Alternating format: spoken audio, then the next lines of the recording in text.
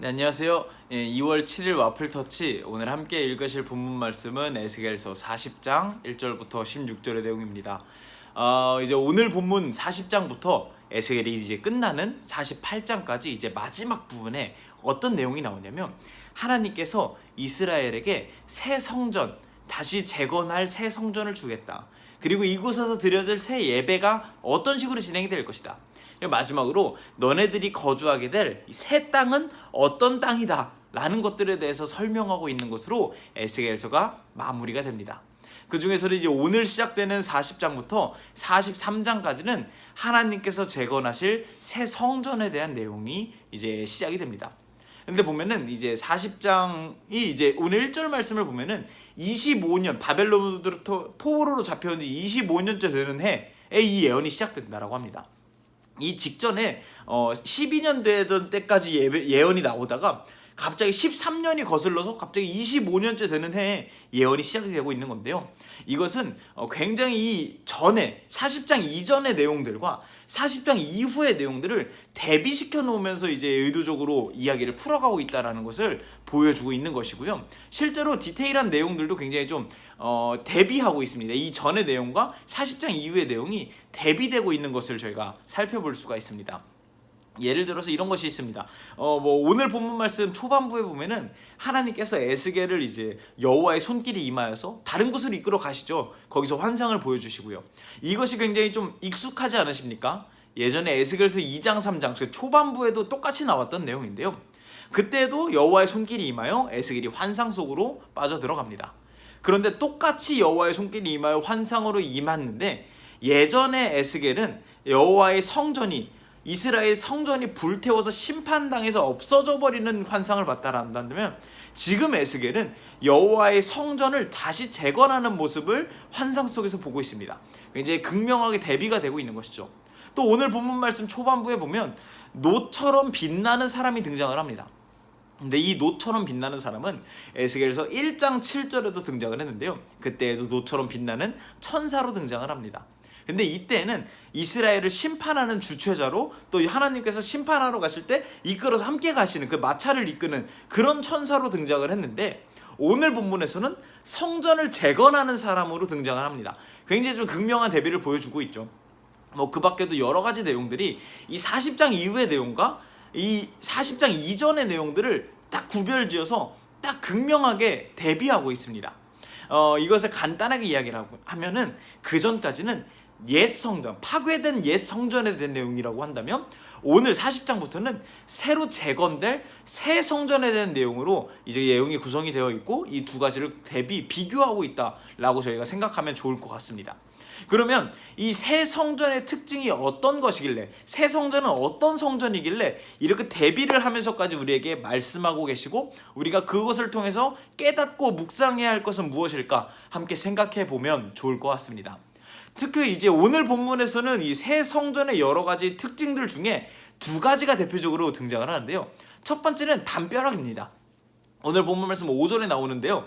하나님께서 새로 지을 새 성전의 담벼락이 두께가 3.3m나 될 정도로 굉장히 두꺼운 그런 담벼락이라고 이야기를 하고 있습니다.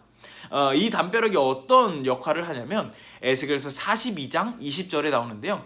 세상에 속된 것이 이제 하나님의 성전으로 들어올 수 없게끔 구별하는 역할을 한다라고 합니다. 다시 말씀드리면 새 성전에는 속된 것이 들어올 수 없게끔 막는 담벼락이라는 것이죠. 그리고 두 번째는 여호와의 문입니다. 이 성전의 문인데요. 에스겔을 동쪽 편에 있는 문으로 이끌어 가셔서 6절부터 16절까지 이 문이 어떻게 생겼는지를 쭉 이야기를 하고 있습니다. 사실 이 문이 어떻게 생겼나 디테일하게 살펴보면 그 하나하나가 뭔가 의미를 가지고 있지만 간단하게 6절부터 16절이 말하고자 하는 바를 한마디로 딱 정의를 하자면 이 여호와의 새로운 성전에 들어가는 문은 들어가기가 복잡하다, 까다롭다, 어렵다 이런 내용을 말하고 있다라는 것입니다. 오늘 두 가지를 이야기를 하는데요. 여호와의 새로운 담벼락은 속된 것이 들어갈 수가 없다. 여호와의 성전의 새로운 문은 아무나 통과할 수 없게 까다롭게 지어져 있다. 이렇게 두 가지 내용을 특징으로 삼고 있습니다. 그 중에서도 이 문을 좀 더 살펴보자면 이제 이 동쪽 편의 문이 의미를 가지고 있는 게 지금만 등장하는 것이 아니라 출애굽한 그 광야 시대에 있었던 이스라엘 사람들이 성막을 지어서 지낼 때도 그때도 동쪽 문이 중요한 역할을 했고요. 솔로몬이 새로 지은 성전도 동쪽 문이 중요한 역할을 했습니다. 왜냐하면 이 동쪽 문을 통과해야 성소와 지성소가 있고 그곳에서 하나님의 임재를 경험할 수 있고 하나님과 대화할 수 있는 그런 장소였기 때문입니다. 그런데 하나님께서 새로 지은 이 성전에서는 동쪽 문으로 힘겹게 아무리 들어와도 그 안에 성소와 지성소가 없습니다. 이것이 무슨 의미냐? 이제 새로운 성전에는 하나님을 만나는 방식이 좀 달라진다라는 것을 지금 의미하고 있다라는 것이죠. 그럼 어떻게 달라졌는가? 먼저 이 에스겔의 어떤 예언을 살펴보면은 이 에스겔은 포로들의 선지자였습니다. 그냥 이스라엘 전역의 선지자가 아니라 포로로 잡혀온 이들의 선지자라는 것이죠. 이것이 무엇을 의미하냐면 이미 이 포로로 잡혀온 이들에게는 이미 성전이 없습니다. 이미 성전으로 뭐 들어갈 수도 없고 이스라엘 갈 수도 없고, 다시 얘기하면 성소와 지성소가 없는 사람들에게 하나님의 말씀을 전했다라는 것이죠. 이미 그들에게는 성소와 지성소에 가야지만 만날 수 있는 하나님이 아니라 에스겔에게 하나님의 말씀의 두루라기를 전해주셔서 에스겔을 통해서 하나님의 임재와 하나님의 말씀을 경험할 수 있었다라는 것입니다. 성소에만 계시는 하나님이 아니라 우리와 함께 계시는 하나님을 이들은 이미 에스겔을 통해서 경험하고 있었고, 그것이 새 성전에서 하나님을 만나는 방식이라는 것입니다. 문을 통해서 들어가야 됐고 하나님이 성소에만 계신 것이 아니라 우리와 함께 계시다라는 것, 이것을 이 두 가지 의미를 다 가지고 있어서 우리에게 와주신 분이 한 분 계십니다. 바로 예수님이신데요. 예수님께서 이렇게 이야기를 하셨습니다. 임마누엘, 내가 임마누엘 하나님이다. 내가 너네와 함께 있는 하나님이다 라고 이야기를 하면서 성소와 지성소에만 계신 하나님이 아니라 우리 일상 가운데 함께 하시겠다라고 오셨던 분이 예수님이셨고요. 그리고 요한복음 10장에 보면은 예수님이 내가 곧 양의 문이다, 내가 곧 양들이 통과해서 아버지께로 가는 문이다 라고 이야기를 하십니다. 이 양의 문이 이 성전의 동쪽 문을 의미를 하는데요, 내가 양의 문이다 라고 이야기를 하시면서 하나님께로 가기 위한 그 문의 역할을 내가 한다, 이제 성전이 하는 것이 아니라 내가 하는 것이다 라고 이야기를 해주시는 것입니다. 즉 예수님께서 새 성전 그 자체라는 것이고요. 요한복음 2장에서도 예수님께서 직접 이야기를 하시죠. 내가 곧 새로 지어질 그 성전을 의미한다라고 말씀을 하신다는 것입니다. 오늘 본문을 통해서 저희가 이것저것 생각해 보면 좋을 것 같은데요. 가장 기본적으로는 이제 우리는 이 에스겔서에 나오는 것처럼 옛 성전의 사람들이 아니라 새 성전의 사람들이라는 것입니다. 이제 우리는 변화되었습니다. 새로 다시 태어났습니다. 그래서 예수님께서 우리가 구원받으면 거듭난다, 다시 태어난다 라고 이야기를 하셨죠. 이제 우리는 새로운 존재가 된 것입니다. 그래서 담벼락이 세워진 것처럼 이 속된 것, 예전에 우리가 가지고 있었던 죄된 것, 예전의 습관들, 죄의 길, 죄의 꾀, 악인들의 꾀를 이제는 버리고 새로 거룩한 것을 마음속에 품는 그런 하나님의 새로운 성전의 담벼락이 우리 마음속에도 있어야 된다는 것입니다. 그런데 구원받았음에도 불구하고 여전히 내 안에 예전의 습관들, 죄된 습관들, 악인의 꾀를 따르는 것들이 내 안에 있다면 그것들을 좀 버릴 줄 아는 그런 결심을 하는 것이 우리에게 필요하겠다라는 것을 좀 생각해 볼 수 있으면 좋겠다라는 생각이 들었고요.